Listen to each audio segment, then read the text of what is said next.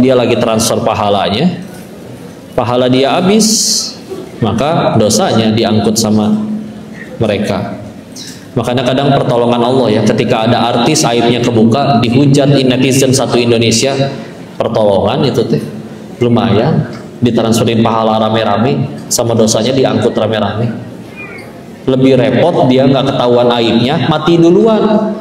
Pembalasannya nanti setelah mati, repot. Lebih mudah untuk dihukum di dunia. Dicaci maki separah-parahnya, di rumah kita tidurnya masih di kasur tuh empuk. Lapar ada makanan, di sana makan nggak ada kasur, nggak ada apa. Pilihannya antara diguyur nanah atau dikeprek malaikat, tuh udah nggak ada pilihan apa-apa lagi. Ya, mangga. Itunya saya paham, Bu. Bismillah, bisa jadi Bu Gulu ini yang paling banyak pahalanya. Nanti kalau ngadapannya di hadapan orang tua yang nggak ada adab, itu baru saya omelinnya beda lagi. Ya, Bu, ilmu nggak ada kaitannya sama IQ, beneran demi Allah. Tergantung sang pemilik ilmu, Allah ridho nggak nitipin ilmunya di kepala kita. Allah udah ridho, mau gurunya yang mana, mau sekolahnya yang mana, mau cara belajarnya gimana, Allah ridho sama ilmunya, jadi itu orang baik, barokah. Tapi kalau enggak, punten, apa yang membuat kita paling memancing ridhonya Allah nitipin ilmu? Adab. Karena kadang punten kalau misalkan saya kayak ini, mana gurunya suruh sini belajar, datang ke sini kita gaji, minta berapa sih dia? Tapi culangung, kurang ajar, nggak ada adab, Allah nggak berkahin ilmunya, dapat dia ilmunya, nggak dapat ilmunya, mau pinter-pinteran, kita kalah pinter sama koruptor. Koruptor tuh pinter-pinter, anggar we jadi maling. Kadang punten ya, korupsi banyak, dihukum sebentar misalkan.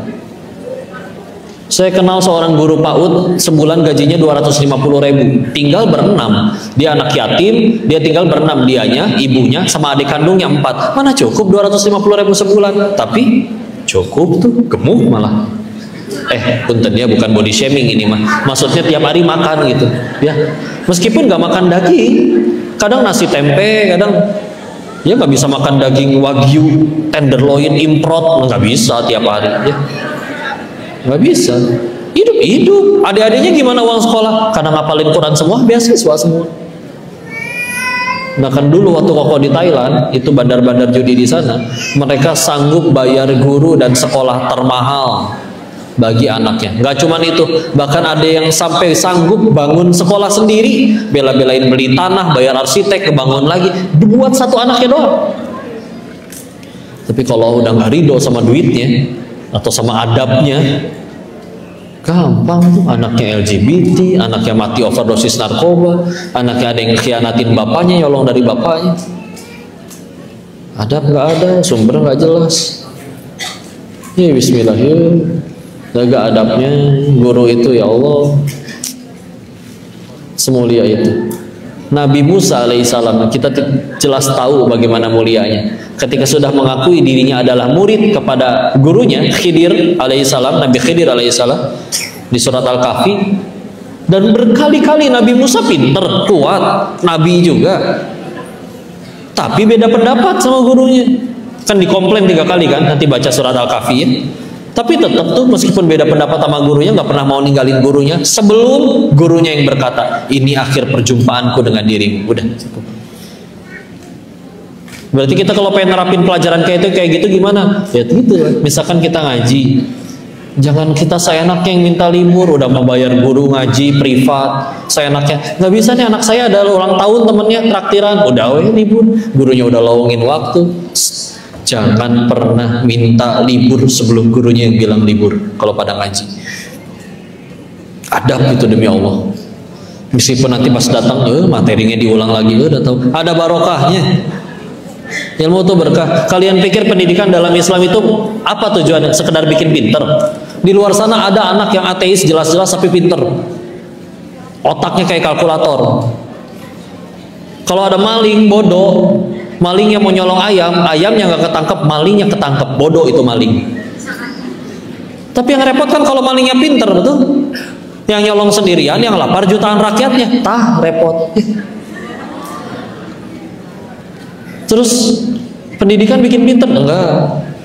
Tujuan pendidikan nanti lihat surat Al-Baqarah ayat 129 sama 151, Ali Imran ayat 164, atau Al-Jumu'ah surat 62 ayat 2. Huwallazi ba'atsa fil ummiyina rasulan minhum yatlu 'alaihim ayatihi wa yuzakkihim. Dialah Allah yang menurunkan rasul dari kaum kalian sendiri untuk membacakan ayat-ayatnya dan untuk wa yuzakkihim, menyucikan jiwa.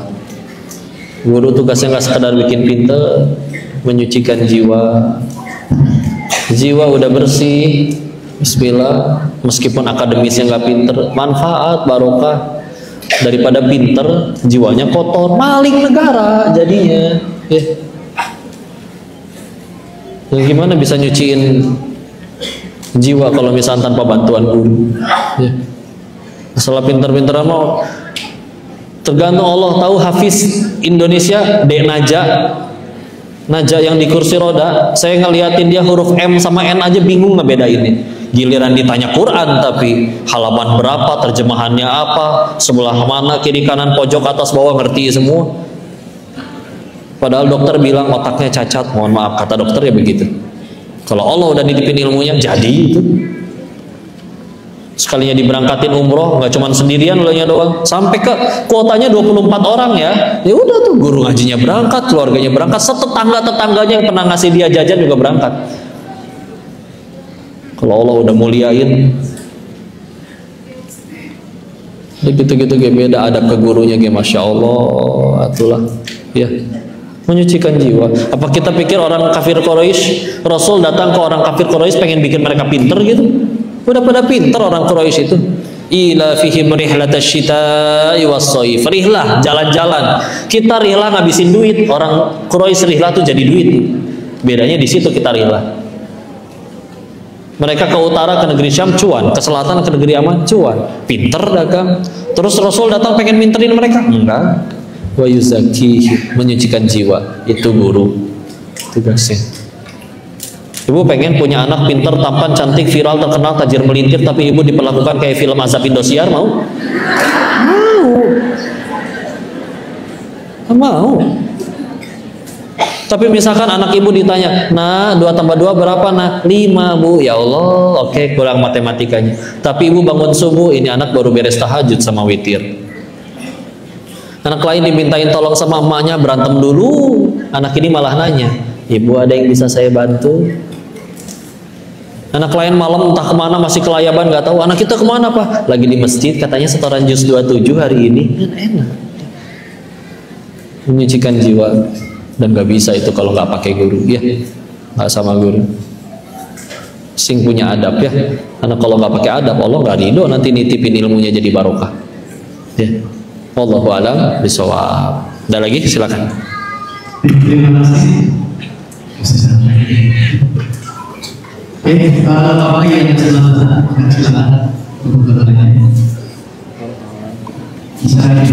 Azab Indosiar. Daripada misalnya nonton infotainment, berita artis, gibah segala macam, memang masih lebih bermanfaat Azab Indosiar sih. Lagi di Karawang ya.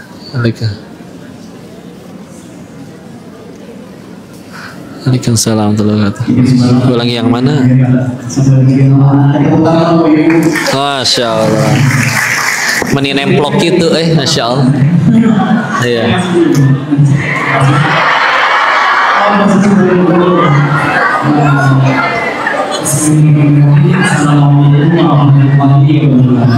Waalaikumsalam warahmatullahi wabarakatuh.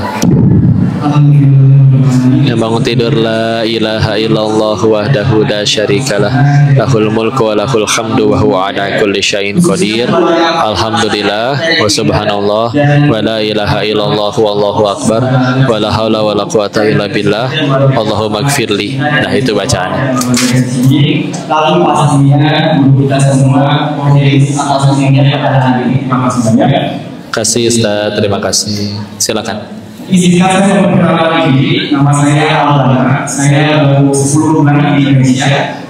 dan sedang merawat cinta saya kepada Allah, Rasul dan keluarga yang sempat aku selama 8,5 tahun hidup di luar negeri. Karena alhamdulillah sampai saat ini saya Allah menakdirkan saya untuk bekerja di international environment. Pertanyaan saya untuk Kodenis adalah sebelumnya saya saat ini bekerja sebagai project manager dan translator bahasa. Kadang ada situasi kerjaan yang mengharuskan saya providing something that against our religion. Untuk merawat cinta saya kepada Allah, pertanyaan saya adalah untuk merawat cinta saya kepada Allah, apakah saya harus reject or menolak opportunity yang saya miliki karena ada beberapa poin yang bertentangan dengan agama Islam, atau saya terima karena saya rasa Allah mengizinkan saya untuk mengambil opportunity tersebut? Itu saja pada dari saya. Jika berkenan cinta saya dan keluarga untuk berfoto dengan bergengsi selanjutnya. Waalaikumsalam. Kamu keluarganya?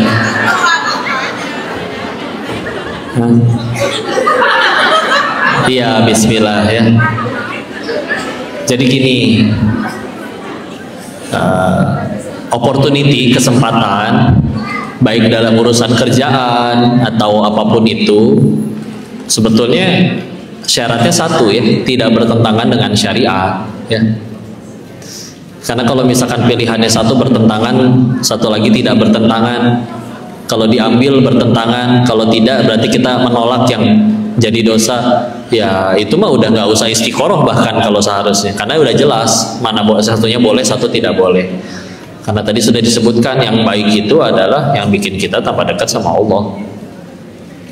Meskipun kadang yang menurut kita ini, wah ini ada pelanggarannya nih, tapi duitnya lebih gede atau segala macam. Kalau memang itu semua udah jadi kebaikan, mas saya juga nggak akan pulang dari Thailand, gedean yang didapat di sana. Ngomong jujur mah. Tapi kan jelas tidak membahagiakan, repot dan juga ya haram, Allah nggak suka, mentoklah sama aturan Allah. Ya, maka silakan dicek ini bertentangan dengan syariat enggak. Selagi ternyata tidak bertentangan, masih ragu juga, silakan istiqoroh. Dan istiqoroh itu nggak nunggu mimpi ya. Istiqoroh itu kita nyampein dua hal, misalkan ya Allah hamba ada dua pilihan, satu pilihan A, dua pilihan B. Setelah disampaikan kita milih, ya Allah menurut hamba sependek pengetahuan hamba memilih yang B ya Allah. Kalau memang ini baik untukku, agamaku, duniaku, akhiratku, maka mudahkan ya Allah. Tapi jika tidak, aku yakin pilihanmu lebih baik. Nanti hasil istiqorohnya gimana? Lihat, dimudahin nggak? Misalkan milih jodoh, saya pilih yang ngelamar yang si A, yang B saya tolak. Ternyata si A nya malah pindah ke luar negeri. Ya, maka ya sudah, loh kok dipersulit? Ya itu udah jawaban istiqoroh juga. Ya, atau tiba-tiba kebuka masalahnya, aibnya atau gimana yang menunjukkan ternyata dia, oh ternyata selama ini modus doang misalkan. Ya, jadi silakan istiqoroh dan paling tadi tujuannya. Gini, kalau nanti tanyanya dari sudut pandang fikih, fikih itu cuma bicara hukum, ya, fardu, sunnah, mubah, makruh, haram, atau paling ya boleh atau tidak, ya. Tapi kalau bicaranya fikih, ingat di atas fikih selalu ada yang namanya takwa, ya. Nah, kalau bicaranya takwa bukan masalah boleh atau tidak, bicaranya Allah suka atau tidak, ya. Maka kita bisa lihat nih, misalkan contoh untuk hal yang sederhana, apa hukumnya baca komik? Bisa jadi kita mikir, oh komiknya juga komik Doraemon, tidak ada yang maksiat atau gimana, mungkin hukumnya mubah.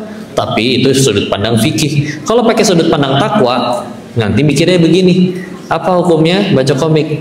Aku nggak tahu hukumnya apa, tapi yang aku tahu lebih aku dicintai Allah yang mana nih?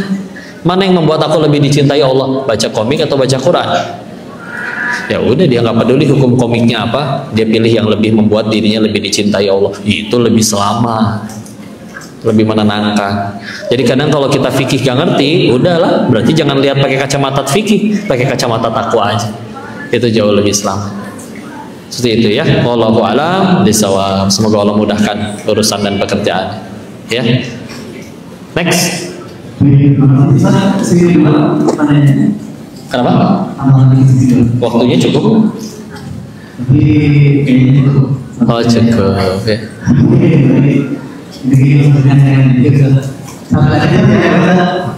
Ya udah.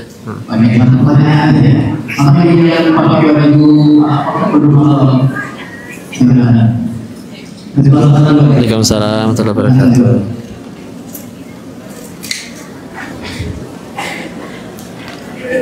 Waalaikumsalam warahmatullahi wabarakatuh. Izin ya jawabin pertanyaan yang di offline dulu.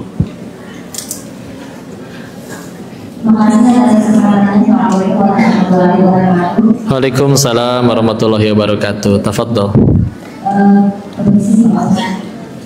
Alhamdulillah sudah insyaallah ada banyak amal dan pelajaran yang bisa saya pribadi dapatkan. Yang saya tanyakan Pak Ustaz, memang sebenarnya sudah jelas. Yang saya rasakan selama ini kan kalau hati kita terbuka itu Pak Ustaz, tidak segampang gimana ya, kita sudah memaafkan sebenarnya, tapi kok sakitnya masih ada gitu. Itu tips untuk cepat menghilangkan itu, apakah ada tips-tips dari Pak Ustaz atau seperti apa? Terima kasih. Assalamualaikum warahmatullahi wabarakatuh. Waalaikumsalam warahmatullahi wabarakatuh. Baik, izin ya. Kita mesti paham dulu, kesakitan itu nggak ada yang sia-sia ya. Kepahitan itu, baik sakit secara fisik maupun sakit hati. Pilihannya cuma dua. Tadi apa aja? Satu, gugurin dosa. Dua, meninggikan derajat. Kalaupun ternyata masih terasa sakit, itu pun tidak sia-sia. Berarti masih akan ada selalu dosa yang tergugurkan. Ketika nanti ada harinya sudah tidak sakit lagi, bisa jadi itu pertanda bahwa oh, berarti mungkin dosanya udah bersih. Tergantung kitanya, nanti faktor tergantung. Satu, kita kudu berbesar hati dulu. Kayak kemarin contoh ya, kami kemalingan, media dakwahnya hilang, satu tas itu berisi satu studio, ada laptopnya, ada kameranya segala macam. Saya ya udah ngerenung dalam hati, kalau kata Allah memang itu milik, rezeki itu mau ketinggalannya di pinggir jalan juga pasti nggak akan hilang, ada yang nyimpenin. Tapi kalau memang itu harus jadi penggugur dosa saya, harus hilang, mau simpennya di dalam berangkas juga pasti hilang. Jadi daripada nyalahin malingnya, ya iya jelas pasti salah malingnya, karena kalau malingnya soleh nggak akan nyolong ya.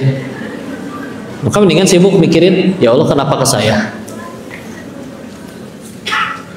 Maka kalau misalnya ada yang dinasehatin terus berkata, tar dulu gugurin dosa apa, emang saya salah apa, dosa apa, nah itu selamat, baru dapat dosa yang baru, karena ngerasa diri nggak punya dosa, itu dosa. Kita saking kita pasti ada salah. Kok Nabi nggak ada salah tapi dimaki juga? Ya itu dia perbedaannya. Kalau untuk gugurin dosa, kepahitan yang untuk gugurin dosa biasanya pahit sekali. Kalau kepahitan yang tujuannya untuk meninggikan derajat, maka meskipun menurut kita pahit, menurut orangnya biasa aja weh. Ya kayak para nabi begitu. Ujiannya parah banget. Padahal dosa nggak ada, maksum, dan pahala banyak banget, tetap dijahatin. Mereka tetap nggak pernah benci sama orang yang jahatin mereka. Luka, badannya luka, sakit, badannya sakit, tapi ya nggak bikin nyampe yang ya termehek-mehek sedih gimana. Apalagi sampai pundungan, karena tadi sadar betul, ya ini lagi ninggiin derajat. Ya. Jadi gimana akhirnya biar bisa kayak gitu? Ya satu, kita masih bisa mikir ke arah sana dulu. Jadi kalau ada apa-apa teh, kadang kalau ngeliatin ya contoh, entah tokoh-tokoh kalau lagi di televisi beda dikit berantem, saling caci maki, saling bikin postingan yang menyindir dan aduh berantem, yang diberantemin kadang cuma masalah hinaan. Kan kalau mau jujur, diri kita yang asli sama yang ada di mulut orang, hinaan yang ada di mulut orang itu kan lebih sedikit daripada kehinaan kita yang asli. Kalau mau jujur mah, Allah tahu kok kita kalau sendiri ngapain aja. Enggak tuh nggak dibongkar sama Allah. Mudah bagi Allah matiin kita kapan aja atas dosa kita. Enggak tuh ini sekarang masih pada hidup. Terus mulut orang misalkan nyakitin, ya sudah tuh. Ya bisa jadi gara-gara jahatnya orang itu kita lebih mudah ke surganya Allah. Maka ya udah ganti tujuannya aja, misil ke surganya pasti pengen, sakit ya sudah, berarti kalau masih sakit masih terus terbersihkan dosa-dosanya, nggak apa-apa. Dan kita butuh itu sebetulnya. Jadi kalau misalnya gimana tips untuk supaya ya ketika ada yang berkata waktu menyembuhkan segalanya itu memang benar. Cuman kan itu cepat atau tidak waktu nyembuhinnya tergantung satu skala dosanya, dua seberupaya apa kita untuk kembali ke Allahnya. Kayak contoh, artis ketahuan aibnya maksiat. Kalau dia sibuknya mikirin followersnya yang hilang, pasti stres. Mestinya apa dong yang dipikirin? Gimana caranya gara-gara kejadian ini saya jadi diampuni Allah. Dia sibuk fokusnya ke Allah. Mau follower balik lagi nggak balik lagi juga udah Allah di hati. Daripada nyewa pengacara mahal, netizen kembali cinta Allah masih benci, repot.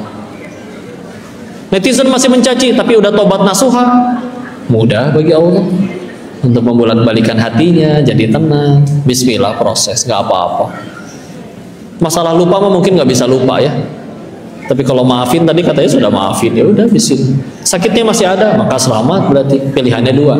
Kalau nggak dosanya tambah bersih, derajatnya tambah tinggi di sisi Allah. Bisa jadi ada harinya kita berterima kasih atas jahatnya orang itu. Karena ya tadi mau ke surga pakai jalan yang mana? Nggak tahu kan. Amalan segini-gininya misalkan. Tahu-tahu kita udah takut ngantri di padang mahsyar. Oh, itu orang dihukum kayak gitu. Aduh, saya juga pernah dosa kayak gitu lagi. Mana belum tobat. Giliran kita lolos. Kok lolos? Kan kamu dijahatin sama orang, inget ya? Itu kan gak sia-sia gugurin dosa. Oh gitu. Ya Allah, alhamdulillah untung saya dijahatin dia. Untuk nyampe ke titik itu mungkin perlu bertahun-tahun. Tapi bismillah. Kalau itu terus yang kita tuju, nanti lapang. Itu cuma dilepasin segala kemelekatannya aja. Bismillah ya. Wallahu a'lam bishawab. Terima kasih. Untuk semua mohon maaf ada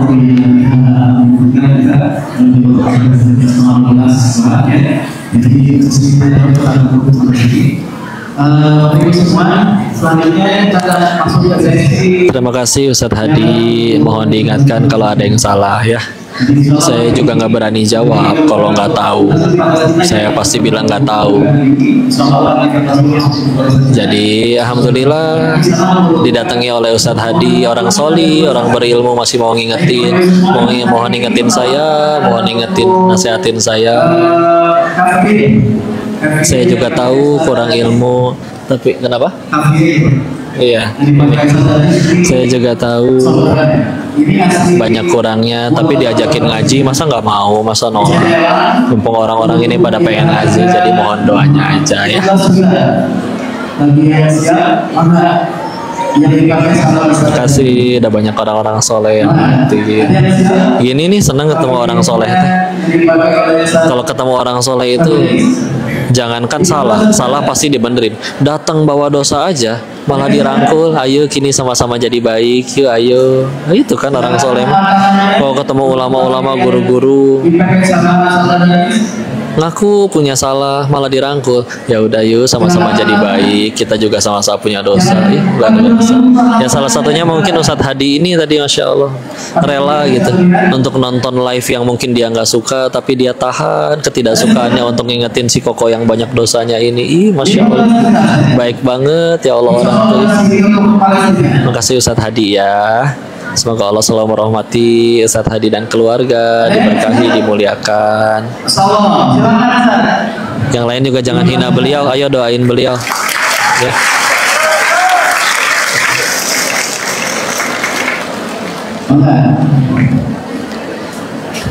Perlu effort loh untuk nontonin live yang dia nggak suka. Wakaf masjid masih ada, silakan.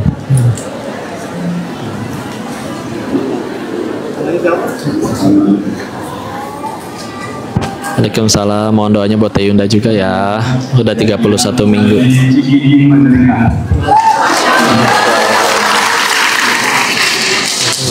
Ya, alhamdulillah. Terima kasih Pak Sosama, Pak Majalengka ya. Oke, baik. Silakan. Yang ini bukan ya? Nah. Bentar ya, ngasihin ini dulu.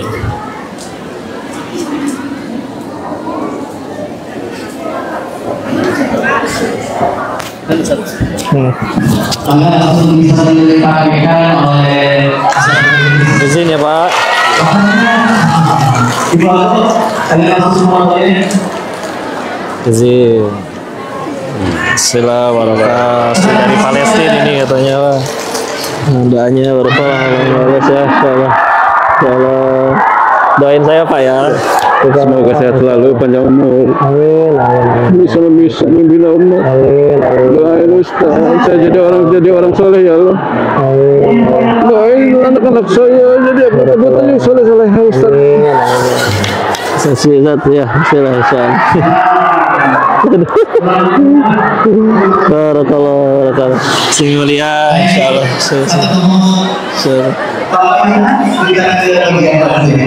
Selanjutnya kita akan buka masih ada peta sulap dari Gaza. Dan nanti mobil sebenarnya beberapa sama. Ini dibawa oleh ibu yang tinggal di Gaza. Di sini kita dari U2 sama Bukan dari Indonesia, tapi ini dibawa oleh para ibu-ibu di Gaza. Di mana kalau yang mengerjakannya adalah Makasih. kondisi sederhana yang berbeda saya. Kita buka uang kita pengajian ini di atas 100 juta. 100 juta. Alhamdulillah, makasih. Makasih kalau ada yang dapat manfaat, dapatnya dari Allah, bukan dari Koko. Koko mah masih banyak salahnya, banyak dosanya. Ketika ada orang meminta lagi, sudah tidak ada lagi. Sudah tidak ada lagi. Silakan. Ada yang siap? 100 juta rupiah. Pasti masih ada. Kita mau berusaha, Rasul yang sempurna pun masih ada yang menghina. Apalagi Koko banyak dosanya. Wajib harus ada yang mengkritik, mencaci, menghina. Tapi ya udah, alhamdulillah kan kita meninggal, nggak ditanya berapa orang yang muji kamu, enggak. Tapi ditanyanya dakwahnya niatnya untuk apa? Mau dicaci, dihina atau dipuji selagi niatnya lillahi ta'ala. Mudah-mudahan aman di sisi Allah.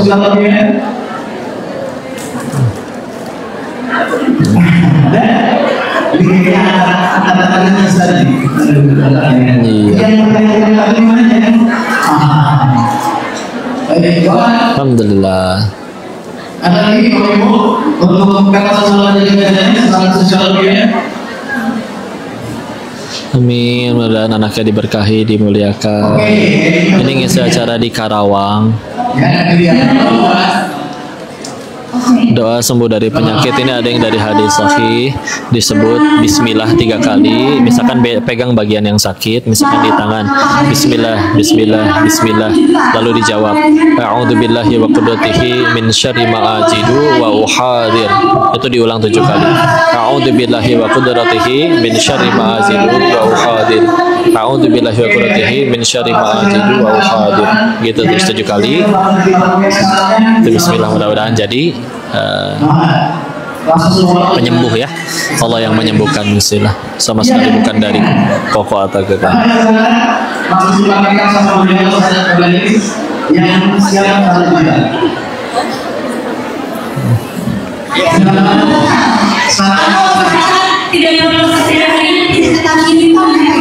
Bentar ya, ini ada ngasih hadiah dulu. Silakan Ibu, bisa langsung bergerak. Yang salah satu 3 rupiah. Silakan Ibu, yang masih sebenarnya untuk 1 juta rupiah untuk saya. Dan Ibu boleh, Bapak boleh. Ada lagi? Langsung dipakai sama Ustaz Abdulaziz. Gimana? Langsung. Adik itu putranya Ibu. Ayo yang ada, Ibu. Mana dulu? Bisa langsung di medianya dulu ya. Oke, yang mana dulu? Assalamualaikum Ustaz, syukran, kasih banyak, izin ya. Barakallah, sing barokah, Allah yang ganti berkali-kali lipat insyaallah buat Palestina insyaallah. Satu lagi. Izin ya Pak. Barakallah Ustaz, mudahnya Allah ganti kali lipat barokah insyaallah. Miring. Ini ke mana? Ke putranya. Saya suka sama kau dari salib cinta di foto keluarganya. Iya, ayo. Mana kameranya? Ini bisa Iya, difoto. ya sok enggak. Difotoin sana Bu. Ya, sini. Sok difotoin aja. Pada 5 orang pertama ini sudah berdonasi ke Palestina dan memberi syarat harga 1 juta